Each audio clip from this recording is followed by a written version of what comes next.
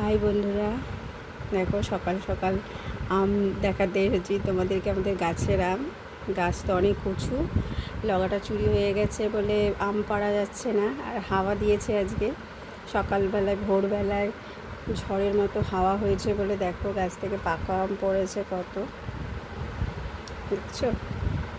এ দেখো গাছের পাকা আম সব টুকটুক করে, তো এমনিই একটা দুটো করে করে পড়ছে গাছের আম।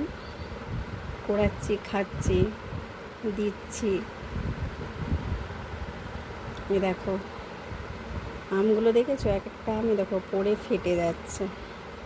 এ দেখো কালার দেখো, দেখেছো? গাছের পাকা আম খেতে কীরকম লাগে বলো? আর মিষ্টি, তেমনি মিষ্টি। এ দেখো এই আমটাও পড়েছে, বোটা ডাল সমেত, বোটা সমেত পড়েছে।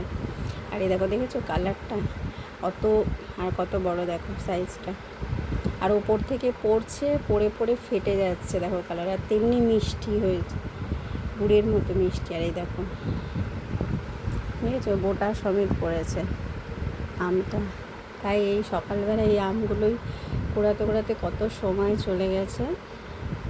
দেখো সব পেকে গেছে আম। আমের কালার দেখো কীরকম, এক একটা আমের কালার।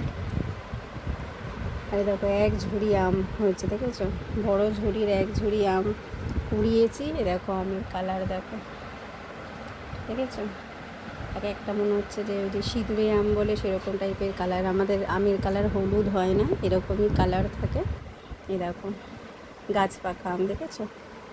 দেখতে কত ভালো লাগে না? আর কোড়াতেও বেশ মজা লাগে। আর ঝড় দিয়েছে সকালবেলা, বৃষ্টি তো হলো না, এত গরম পড়েছে। তার ঠান্ডা ঠান্ডা আবহাওয়াতে বেশ ভালোই লাগছে, হাওয়াটা দিয়েছে বলে ভালোই লাগছে না আম দেখতে। আর আম কোড়াতেও মজাই লাগে। Tata, bye bye.